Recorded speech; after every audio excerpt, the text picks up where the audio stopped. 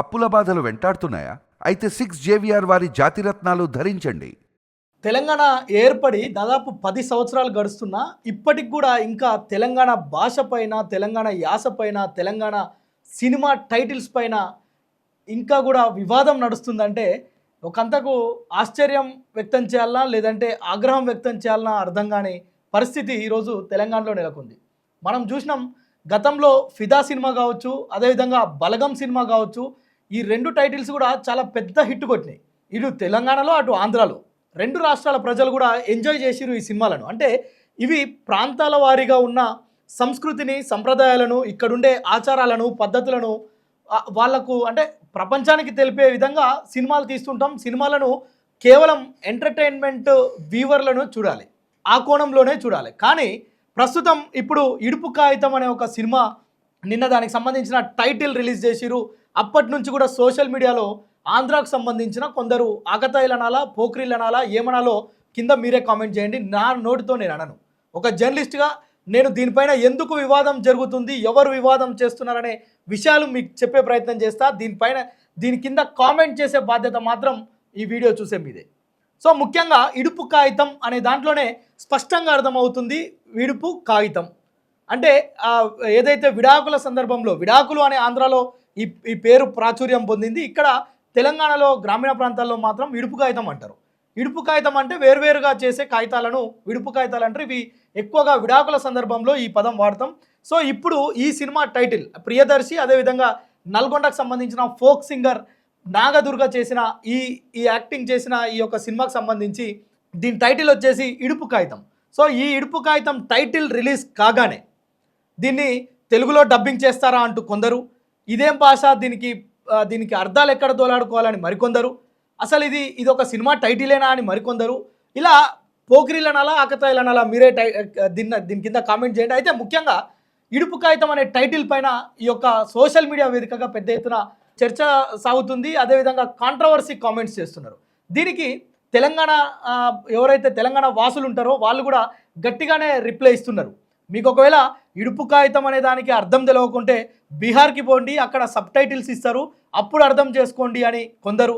మరోవైపు ప్రొఫెసర్ ఘంటా చక్రపాణి కూడా చాలా ఘాటుగా స్పందించాడు. ఇక్కడ అర్థం కాకపోవడానికి ఏముందిరా, మీకు ఇడుపు కాగితం అనే దాంట్లో స్పష్టంగా 2 పదాలు ఉన్నాయి. ఆ 2 పదాలని విడదీస్తే మీకు అర్థం తెలిసిపోతుంది. విడిపోయే ముందు రాసుకునే కాగితాన్నే ఇడుపు కాగితం అంటారు అని చెప్పి చాలా క్లియర్గా దీనిపైన ఒక క్లారిటీ ఇస్తూనే చాలా ఘాటుగా స్పందించిండు ప్రొఫెసర్ చక్రపాణి. దాదాపు 58 సంవత్సరాలు తెలంగాణ ఆంధ్ర ప్రజలు కలిసి ఉన్నారు. అప్పుడు తెలంగాణ ప్రజలకు అర్థం కాని అనేక సినిమా టైటిల్స్ వచ్చినాయి. ఇప్పుడు కూడా తాజాగా చూస్తే పుష్ప లాంటిది కావచ్చు, అదేవిధంగా సీతమ్మ వాకిట్లో సిరిమల్లె చెట్టు కావచ్చు. అంటే విమర్శ చేయాలి అంటే ప్రతి దాంట్లో కూడా చేస్తాం. కానీ అప్పుడు ఎవరు కూడా తెలంగాణ వాదులు దీనిపైన తెలంగాణ యాసకు సంబంధించి, భాషకు సంబంధించి ఈ సినిమాలు మాకు అర్థం కావట్లేవు అని కానీ, ఆ పదాలు ఏమైనా అర్థం కావట్లేవు అని కానీ ఎవరు చూడలే. కేవలం ఎంటర్టైన్మెంట్ కోణంలోనే మాత్రమే ఆ సినిమాలను ఎంజాయ్ చేసిరు. మనం చూసినాం, అప్పుడు ఎలాంటి వివాదం జరగలే. కానీ బలగం, అదేవిధంగా ఫిదా, దసరా లాంటి సినిమాలు వచ్చినప్పుడు ఆంధ్రాకు సంబంధించి కొందరు వ్యక్తులు వాస్తవంగా భాషను, మనుషులను గౌరవించే వ్యక్తులు ఎవరు కూడా ఇలాంటి కామెంట్ చేయరు. కేవలం సోషల్ మీడియాలో ఏదో పబ్బం గడుపుకోవాలి, కాలయాపన చేయాలి, ఏదో ఒక దానిపైన చర్చ జరపాలనే ఆకతాయి ఆలోచనలు ఉన్న వాళ్ళు మాత్రమే ఇలాంటివి చేస్తారని తెలంగాణ నెటిజన్లు బాగా స్పందిస్తున్నారు. అయితే నిజానికి ఈ యొక్క సినిమా టైటిల్ విడుదలైన కానుంచి టైటిల్ పైన ఒక రాద్ధాంతం జరుగుతుంది, సోషల్ మీడియాలో చర్చ జరుగుతుంది. దీనికి డబ్బింగ్ కావాలని కొందరు చెప్పాం కదా, దీనికి సంబంధించి అనేక యొక్క కామెంట్స్ వస్తున్నాయి. దాన్ని మీకు పక్కన బాక్స్లో చూపించే ప్రయత్నం చేస్తా. అయితే వాస్తవంగా అవసరమా ఇలాంటి చర్చ? ఒక సినిమాను సినిమాలాగా చూసి ఎంజాయ్ చేయవచ్చు.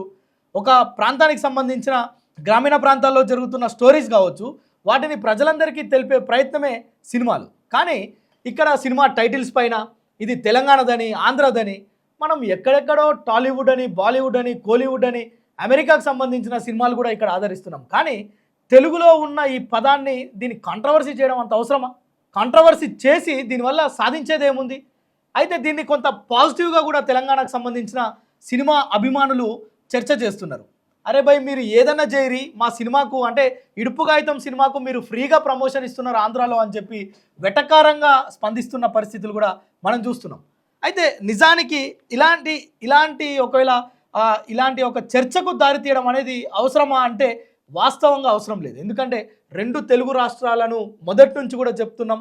రెండు తెలుగు రాష్ట్రాలంటే ఒక వ్యక్తికి ఉండే రెండు కండ్ల లాంటివి.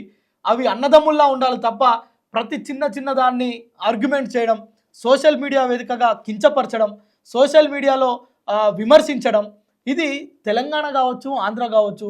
మనం ఒక రకంగా ఈ ఈ ఆంధ్రాకు సంబంధించిన యాసలు కనుక చూస్తే, ఇప్పుడు ఒకవేళ నీకు ఇడుపు కాగితమే సమస్యగా ఉంటే, ఆంధ్రాలో రాయలసీమకు పోతే ఒక రకంగా ఉంటుంది, శ్రీకాకుళం పోతే మరొక రకంగా ఉంటుంది యాస. ఒక్కొక్కరు చాలా దీర్ఘం తీసి మాట్లాడుతుంటారు. దాన్ని కామెంట్ చేయాలంటే ప్రతి ఒక్కరు చేయొచ్చు.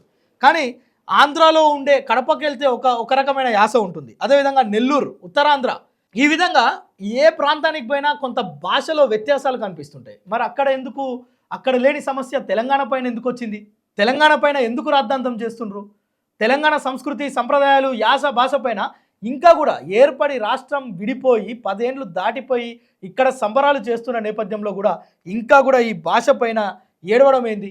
మరోవైపు కొందరు కామెంట్ చేస్తున్నారు, ఇడుపు కాగితం అనే టైటిల్ని కనుక పక్కన పెడితే అందులో స్టోరీ ఏంటి, సాంగ్స్ ఏంటి, కవులు ఎవరు, కళాకారులు ఎవరు, కాన్సెప్ట్ ఏంటి, ఇదేది పట్టించుకోకుండా కేవలం ఇడుపు కాగితం అనే ఒక టైటిల్ని ఈరోజు పెద్దగా దాన్ని రప్చర్ చేసే ప్రయత్నం చేస్తున్నారు. అంటే తెలంగాణ భాష పైన దాడి చేసే ప్రయత్నం చేస్తున్నారని ఇక్కడ కవులు, ఇక్కడున్న ప్రజలు, తెలంగాణ అభిమానులు, ఆంధ్రాకు సంబంధించిన అభిమానులు కూడా ఇది కరెక్ట్ పద్ధతి కాదు అని కామెంట్స్ చేస్తున్న పరిస్థితి. ఎస్, నిజంగా పక్క రాష్ట్ర ప్రజలు కావచ్చు, మన దేశం ఇదొక మొత్తం భారతదేశం మొత్తం కూడా మనం గౌరవించుకోవాల్సిన పరిస్థితి. అట్లాంటిది రెండు తెలుగు రాష్ట్రాల ప్రజలు, తెలుగు రాష్ట్రాల యువకులు, తెలుగు రాష్ట్రాల సినిమా అభిమానులు సోషల్ మీడియా వేదికగా కొట్లాడుకోవడం అనేది నిజంగా కూడా ఇది సిగ్గుమాలిన చర్యగా దీన్ని అభివర్ణించవచ్చు. నిజానికి దీనిపైన పెద్ద వాళ్ళంతా స్పందిస్తూ ఈ టైటిల్స్ పైన వివాదం చేయొద్దు, టైటిల్స్ని కేవలం సినిమాలాగానే చూడాలని చెప్పి మాట్లాడుతున్న పరిస్థితి.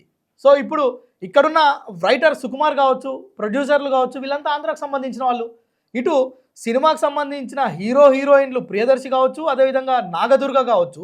మరోవైపు రైటర్, ప్రొడ్యూసర్ వీళ్ళు ఆంధ్ర, తెలంగాణకు సంబంధించిన వాళ్ళు మొత్తం కూడా. ఇక్కడ కళాకారులంతా కూడా తెలంగాణకు సంబంధించిన వాళ్ళు, దీనికి పెట్టుబడిదారులు, అదేవిధంగా రైటర్ మాత్రం ఆంధ్రాకు సంబంధించిన వాళ్ళు.